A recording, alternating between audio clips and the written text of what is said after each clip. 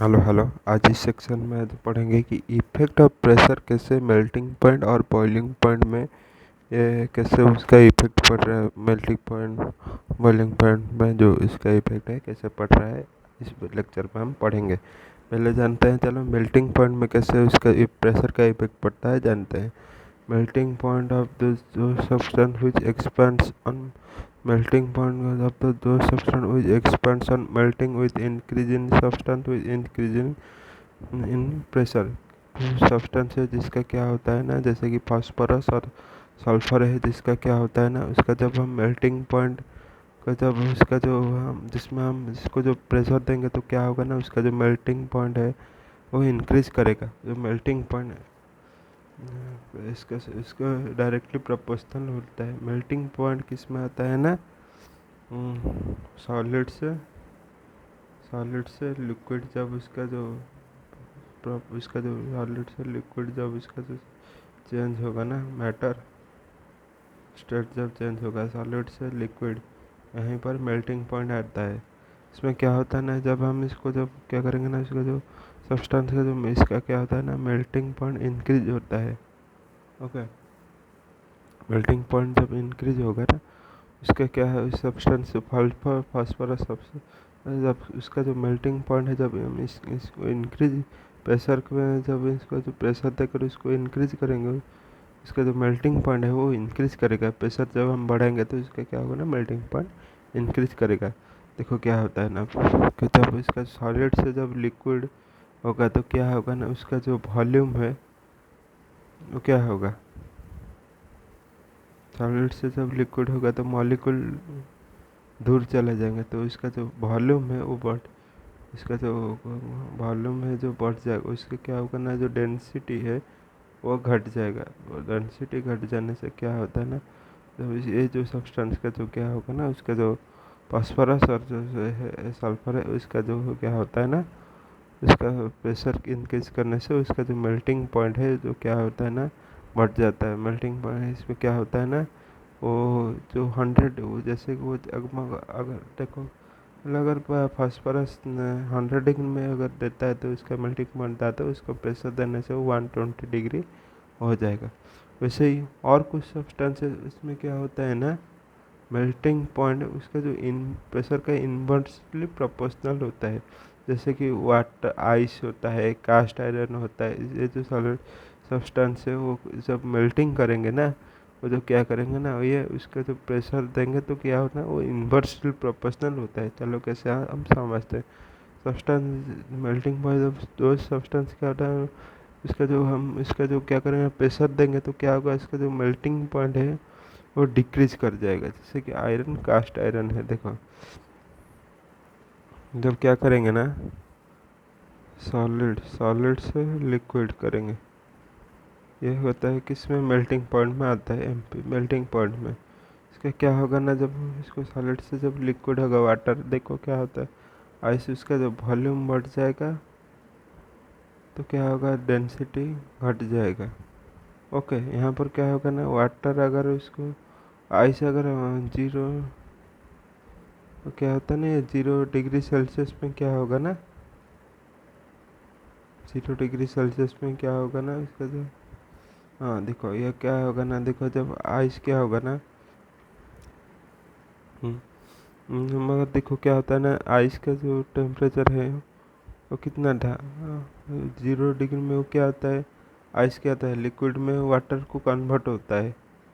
Ice water को convert होता है कितना, 0 डिग्री सेल्सियस में। बट यहाँ पर क्या होगा ना, जब हम इसको प्रेशर दे देंगे तो क्या होगा ना, उसका वो क्या होगा ना, आइस क्या होगा ना, जो 0 डिग्री में जो वाटर में कन्वर्ट हो रहा था वो क्या होगा ना, -5 डिग्री में वो क्या होगा ना, वाटर में कन्वर्ट हो जाएगा अगर हम प्रेशर देंगे तो।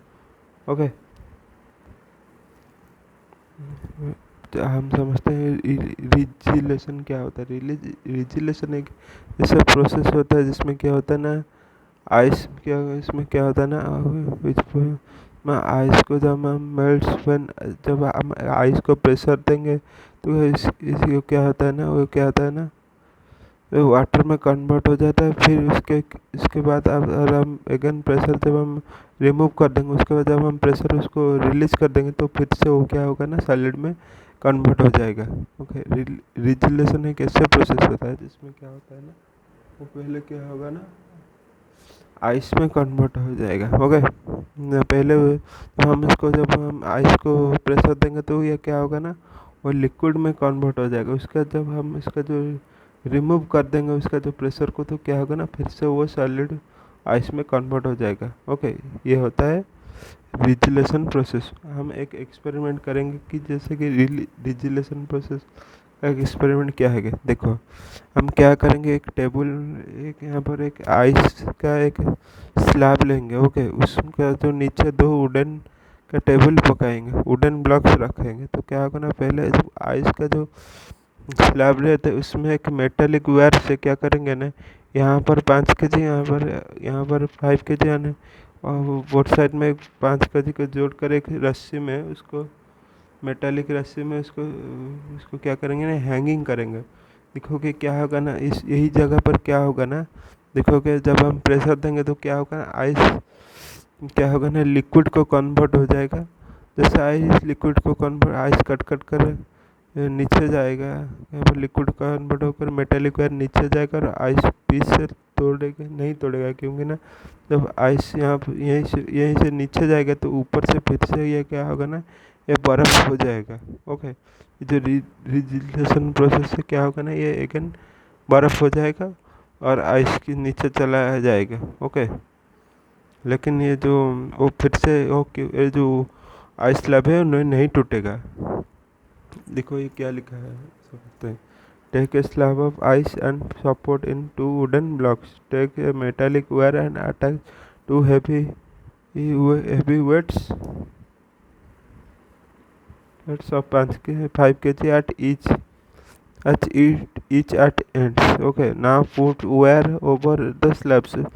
आता क्या करेंगे ना, पुट एक वायर के ऊपर 10 स्लैब्स पुट करेंगे। वायर में जो 5 kg का था, असोनियन फिगर, तो क्या करें ना, ये वायर क्या करेगा ना, कट कर लेगा धीरे धीरे। ये वायर क्या करेगा, कट कर लेगा जो आइस क्यूब्स को, तो कट होगा, कटिंग। लेकिन ये कि दो पीस में कटिंग हो, थोड़ा सा कटिंग होगा जस्ट बिलो द वेयर। क्या होगा ना, ice melts in that lower due to increase, क्या होगा ना, आइस मेल्ट्स हो जाएगा lower temperature due to increase of when the wire has passed whether the above. जब वायर जब पास हो जाएगा तो क्या होगा ना, देखोगे कि ये जो above whether above wire freezes again, ये फ्रीजेस अगेन की वायर कैसे हो जाएगा, क्योंकि ना जो रिजिलेशन प्रोसेस से क्या क्या होगा ना, फिर से जो आइस फिर से जम जाएगा ऊपर। Okay, thaws the wire pass through the slabs and नस, तो क्या होगा ना, वायर स्लैब से पास कर जाएगा, एंड जो ये जो क्यूब आइस का जो ये है स्लैब है वो टूटेगा नहीं। This phenomenon is known as phenomenon of freezing. ये जो फेनोमेनन जो फ्रीजिंग है उसको हम रिजिलेशन बोलते हैं।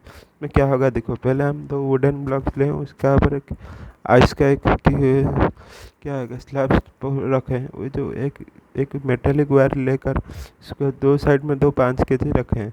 तो प्रेशर दे के ये जो मैं वो 5 kg से इसको प्रेशर देकर क्या करेंगे ना, हम जब आइस को कटिंग करेंगे तो दिखेंगे क्या होगा, आइस धीरे धीरे कटेगा और ऊपर से जो वायर है वो नीचे से निकल जाएगा।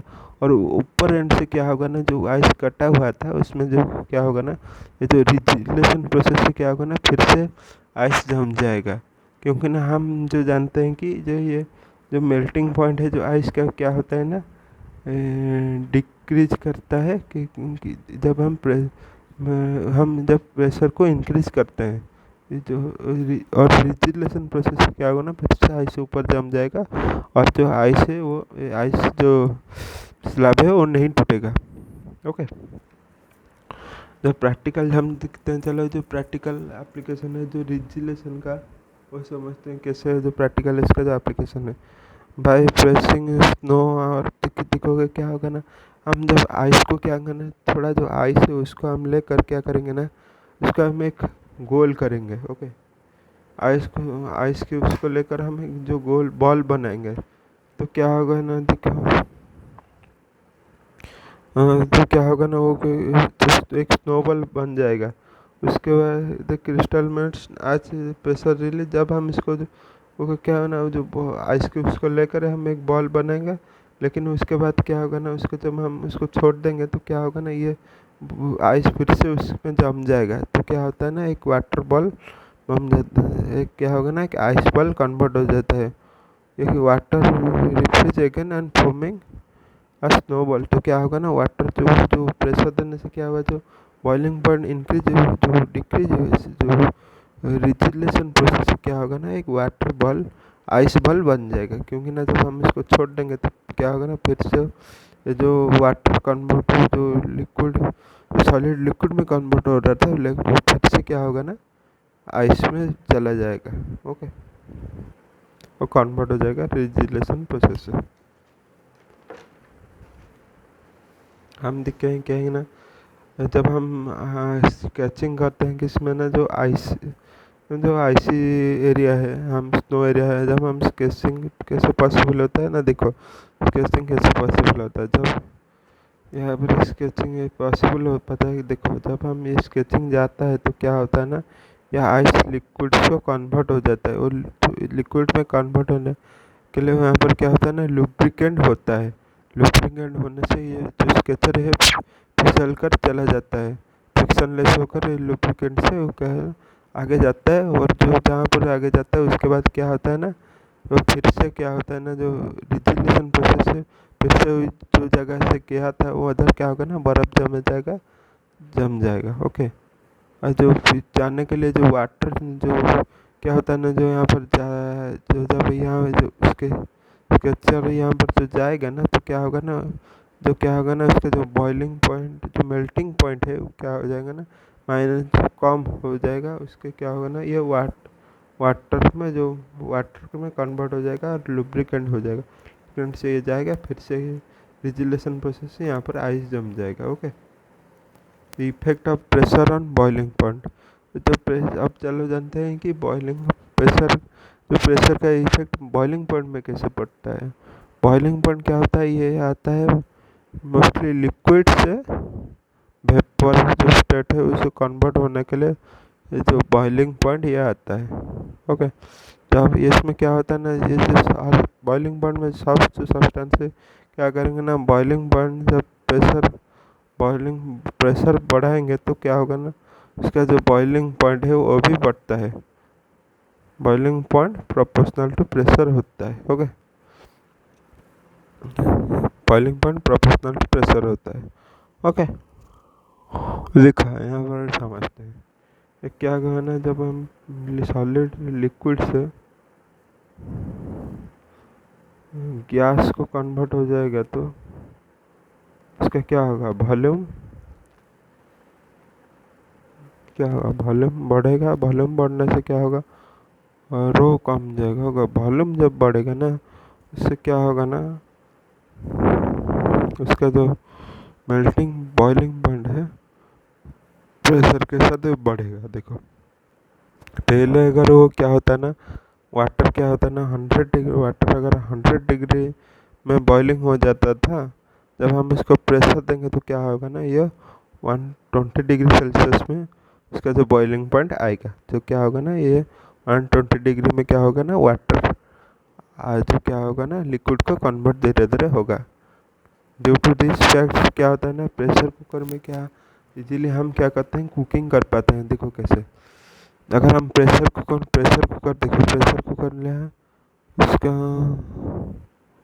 प्रेशर कुकर ले हैं। ओके, प्रेशर कुकर ले हैं, जब इसको क्या करना है, हम जब खाना पकाएंगे तो क्या होगा ना, हम इसको क्या करेंगे, जो लिक्विड से जो पानी देते हैं तो क्या होता है ना, इसका जो अगर ज़्यादा टेम्परेचर में होगा तो ये अगर वो 100 डिग्री में वाटर बॉयल करता है, तो जब हम इसको प्रेशर कुकर में बैठाएंगे तो क्या होता है ना, ये 120 डिग्री में सेल्सियस में क्या अगर हीट ज़्यादा देंगे तो क्या होगा ना, खाना ज़्यादा समय क्या होगा ना, पकेगा और खाना अच्छा होगा ज़्यादा इजीली कुक हो पाएगा। और इसका जो बॉइलिंग बॉइलिंग पॉइंट ज़्यादा है तो क्या होगा ना, इसका जो खाना बढ़ रहा है ना, उससे क्या होगा ना, खाना इजीली कन्वर्ट हो पाएगा ड्यू टू प्रेशर देते हैं देना हीट का आकार। ओके, खाना इजीली पक पाएगा।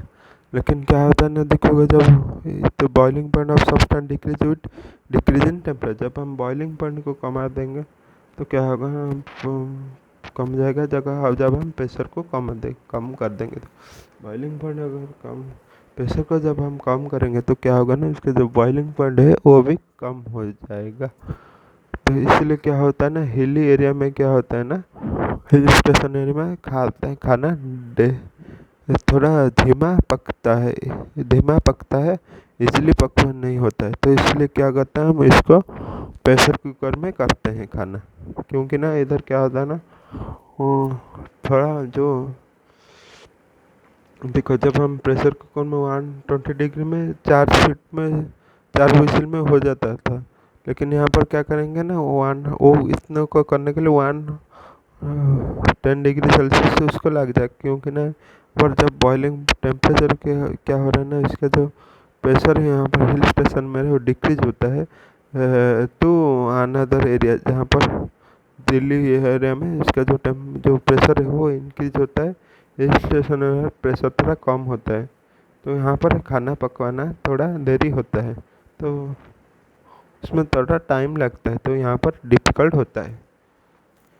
आज लेक्चर में इतना ही पढ़े, नेक्स्ट सेक्शन में हम पढ़ेंगे और उसका ज़्यादा प्रेशर का इफेक्ट कैसे हीट के साथ करते हैं। तो मेरे चैनल अगर आपको अच्छा लग रहा है तो प्लीज़ मेरे चैनल को लाइक शेयर और सब्सक्राइब कीजिए। Thanks you.